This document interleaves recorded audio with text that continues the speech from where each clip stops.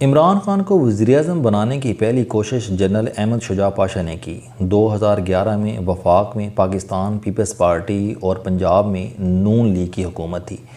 میاں شہباز شریف پنجاب میں اچھا پرفارم کر رہے تھے، فوج ان سے مطمئن تھی، لیکن جنرل پاشا میاں نواز شریف اور حمزہ شہباز کو پسند نہیں کرتے تھے۔ انہوں نے میرے ساتھ ایک ملاقات میں تسلیم کیا۔ میں کبھی نواز شریف سے نہیں ملا۔ مجھے شہباز شریف نے 2-3 مرتبہ ملاقات کے لیے زور دیا، لیکن میں نے معذرت کر لی۔ ان کا دعویٰ تھا کہ حمزہ شہباز اس زمانے میں دن دگنا اور رات چوگنا امیر ہو رہے تھے اور ہمارے پاس ان کی کرپشن کی باقاعدہ رپورٹس تھیں۔ دوسری طرف پیپلز پارٹی وفاق کو نہیں سنبھال پا رہی تھی۔ 8ویں ترمیم نے فیڈرل کو کمزور کر دیا تھا۔ فوج اسے اپنے خلاف سازش سمجھتی تھی۔ لوڈ شیڈنگ اور دہشت گردی بھی عروج پر تھی۔ روزانہ خودکش دھماکہ ہوتا تھا اور یہ 10-20 جانیں لے جاتا تھا۔ ان حالات میں جنرل پاشا نے ایک دن army chief general Ashfaq Parvez Kayani سے کہا کہ ہم سب سے ملتے ہیں، لیکن ہم کبھی عمران خان سے نہیں ملے۔ میرا خیال ہے کہ ہمیں اسے بھی ملنا چاہیے۔ یوں جنرل کیانی کی اجازت سے جنرل پاشا کی عمران خان سے زمان پارک میں پہلی ملاقات ہوئی۔ یہ ملاقات اچھی نہیں رہی تھی۔ دوسری ملاقات بنی گالہ میں ہوئی اور اس کے بعد عمران خان کی سیاسی پرورش شروع ہو گئی۔ فوج نے انہیں 3 کوارڈینیٹرز دیے اور ان کوارڈینیٹرز میں سے 2 آج بھی عمران خان کے ساتھ ہیں۔ فوج کی سپورٹ سے عمران خان کے جلسوں میں جان آ گئی اور ان کی کوریج بھی شروع ہو گئی اور یوں عمران خان کا پروفائل سپورٹس مین اور کینسر ہسپتال سے سیاستدان میں تبدیل ہونے لگا۔ جنرل پاشا کے بعد جنرل ظہیر الاسلام عباسی DGI بنے۔ ان کی درخواست پر ملک کے ایک بڑے بزنس ٹائکون نے 13 کے الیکشن سے قبل عمران خان کو 1.5 ارب روپے دیے۔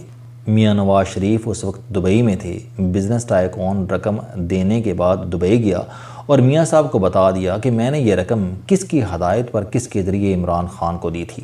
میں نے 2016 میں تصدیق کے لیے حسین نواز سے رابطہ کیا تو انہوں نے نہ صرف تصدیق کی بلکہ یہ بھی بتایا کہ یہ بات میرے سامنے ہوئی تھی۔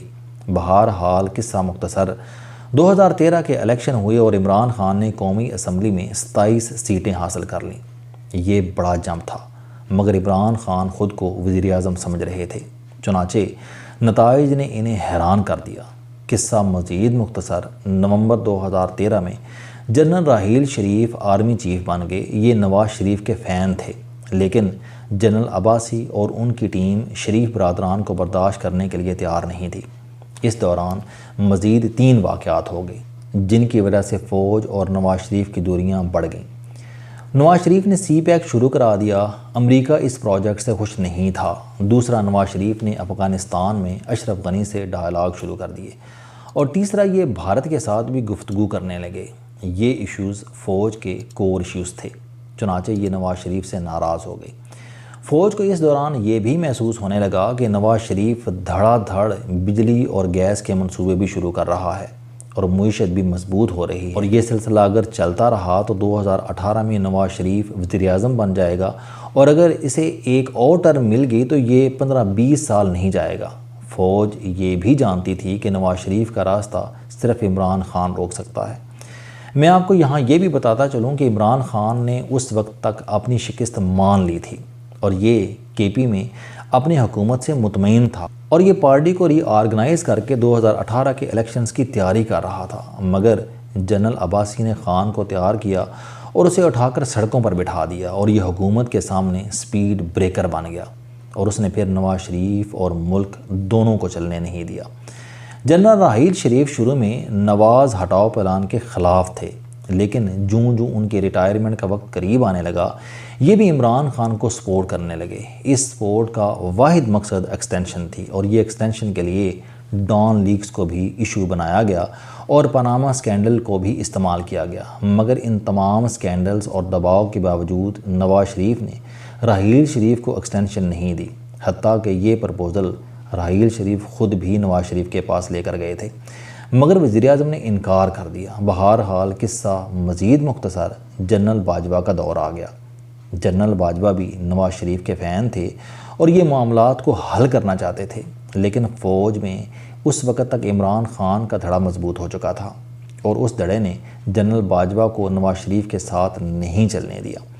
ڈان لیکس کی رپورٹس پر ڈان لیگ کی رپورٹ ٹویٹ اور پھر اس ٹویٹ کی واپسی نے بھی جنرل باجوہ کو عمران خان کے قریب دھکیل دیا۔ جنرل باجوہ نے ایک بار خود اعتراف کیا کہ ہم جب ٹویٹ واپس لینا چاہتے تھے تو نون لیگ کے اپنے وزراء میرے پاس آ کر کہتے تھے کہ سر فوج کبھی پیچھے نہیں ہٹتی۔ گویا اس وقت نون لیگ کے اندر بھی عمران خان کے سپورٹر اور نواز شریف کے مخالف موجود تھے۔ بہرحال قصہ مزید مختصر، جنرل باجوہ کو ISPR کے ایک سابق DG نے عمران خان سے ملاقات کے لیے راضی کیا اور یوں دونوں کی پہلی ملاقات ہو گئی۔ نواز شریف اس وقت پاناما کیس میں ڈسکوالیفائی ہو چکے تھے اور سپریم کورٹ میں عمران خان کے خلاف بنی گالا اور منی لانڈرنگ کا کیس چل رہا تھا۔ یہ کیس حنیف عباسی نے دائر کیا تھا اور عمران خان اس کیس میں سیدھے سادھے ڈسکوالیفائی ہو رہے تھے۔ بہرحال خان نے جنرل باجوہ سے مدد مانگی اور جنرل باجوہ نے انہیں بچا لیا، مگر اس کوشش کے دوران جہانگیر ترین بیلنسنگ ایکٹ کا نشانہ بن گئے۔ جنرل باجوہ اور جنرل فیض حمید عمران خان کو وزیر اعظم بنانے میں مصروف ہو گئے۔ میاں شہباز شریف ان کے راستے کی بڑی رکاوٹ تھے۔ اس کی وجہ پنجاب میں شہباز شریف کی پرفارمنس تھی۔ نون لیگ نے بلا شبہ خوفناک رکاوٹوں کے باوجود پرفارم کیا تھا، لہٰذا پنجاب نون لیگ کا تھا اور پنجاب کی مدد کے بغیر عمران خان وزیر اعظم نہیں بن سکتا تھا۔ چنانچہ پنجاب میں سیاسی انجینئرنگ شروع کر دی گئی۔ الیکٹیبلز کو توڑ کر PTI میں شامل کیا گیا، حلقے بھی بدل دیے گئے، نواز شریف کو بھی جیل میں بند کر دیا گیا اور شہباز شریف کو تیسری بار پنجاب کا لارا بھی دے دیا گیا۔ لیکن اس کے باوجود 2018 کے الیکشن میں نون لیگ کو ووٹ پڑ گئے، چنانچہ جنرل فیض حمید کو RTS بٹھانا پڑ گیا۔ یوں عمران خان کامیاب ہو گئے، مگر ان کے پاس بڑی باریک سی اکثریت تھی۔ جنرل فیض حمید کو اتحادیوں کا بندوبست کرنا پڑ گیا اور یوں عمران خان وزیر اعظم بن گئے۔ عمران خان خالصتاً اسٹیبلشمنٹ کی پیداوار تھے، ان کی پارٹی تک فوج نے بنائی تھی۔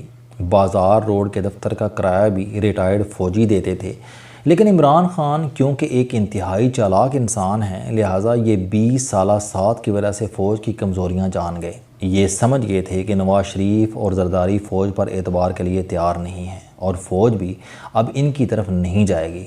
دونوں کے درمیان ٹرسٹ ڈیفیسٹ ہے، چنانچہ اب فوج کے پاس میرے علاوہ کوئی آپشن نہیں۔ دوسرا، فوج کبھی اپنے عوام کے سامنے کھڑی نہیں ہوگی۔ اس نے 1971 میں بنگلہ دیش میں اپنے عوام سے لڑ کر دیکھ لیا ہے، یہ اب کبھی 1971 کی غلطی نہیں دہرائے گی۔ تیسرا، فوج اپنے امیج کے بارے میں بہت حساس ہے۔ یہ لوگ اپنی جان قربان کر دیتے ہیں مگر اپنے امیج پر آنچ نہیں آنے دیتے۔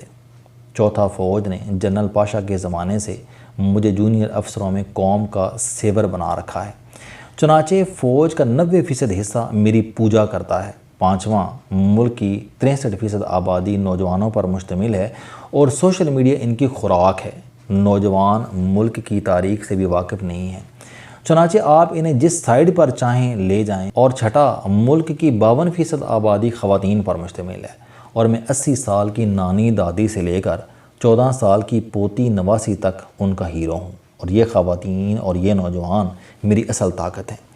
لہٰذا عمران خان نے وزیر اعظم بننے کے بعد حکومت کے تمام کام فوج کے متھے مار دیے اور خود خواتین اور نوجوانوں کو اپنی فوج بنانے لگا۔ چین سے کورونا کی ویکسین تک جنرل فیض لے کر آئے تھے۔ قطر سے LNG کا سودا جنرل باجوہ کرتے تھے۔ ملک کو FATF کی گرے لسٹیں نکالنا بھی فوج کی ذمہ داری تھی۔ سعودی عرب اور UAE سے رقم بھی جنرل باجوہ مانگ کر لاتے تھے۔ بزنس مینوں کو تسلی بھی آرمی چیف دیتے تھے۔ IMF سے قرضہ بھی آرمی لیتی تھی۔ اتحادیوں اور پارٹی کے ناراض ارکان کو بھی فوج راضی کرتی تھی اور قومی اسمبلی سے بل اور بجٹ بھی فوج پاس کراتی تھی، جبکہ عمران خان کی ساری توجہ اپنی کور پاور یعنی نوجوان، خواتین اور میڈیا پر تھی۔ وزیر اعظم 3 ماہ اکنامک کوآرڈینیشن کمیٹی کی میٹنگ نہیں لیتے تھے، لیکن پارٹی ترجمانوں کی میٹنگ ہفتے میں 2 بار ہوتی تھی اور وزیر اعظم اپنے ترجمانوں کو دشمنوں کو منہ توڑ جواب دینے کی ٹیکنیکس بتاتے تھے۔ ہمیں یہاں عمران خان کو یہ داد دینی پڑے گی کہ اس نے 3.5 برسوں میں سوشل میڈیا اور ٹیلی ویژن کے ذریعے ملک کے اندر اپنا ایک الگ ملک بنا لیا، اور اس ملک کے 8-10 کروڑ شہری ہیں۔ ان کا اپنا جھنڈا ہے اور نعوذ باللہ ان کا اپنا فرقہ بھی ہے۔ ہمیں یہ بھی ماننا ہوگا کہ عمران خان نے 3.5 برسوں میں اپنے آپ کو ریاست سے زیادہ مضبوط بنا لیا۔ السلام علیکم، آپ سٹوڈنٹ ہیں، کوئی جاب کرتے ہیں، کاروبار کرتے ہیں، یا پھر آپ گھریلو زندگی گزار رہے ہیں۔ اگر آپ اپنی زندگی کو بدلنا چاہتے ہیں تو اس چینل علم دوستی پر آپ زندگی میں کامیابی کے لیے جاوید چوہدری صاحب کے موٹیویشنل، سوشل، سیلف ڈسکوری سے ریلیٹڈ اور صحت سے متعلق بے شمار کالم سن سکتے ہیں۔ میرا دعویٰ ہے کہ یہ چینل آپ کی زندگی بدل دے گا۔ اس چینل کا مقصد اچھی باتیں معاشرے میں پھیلانا ہے اور اچھی بات کو دوسروں تک پہنچانا صدقہ جاریہ ہے۔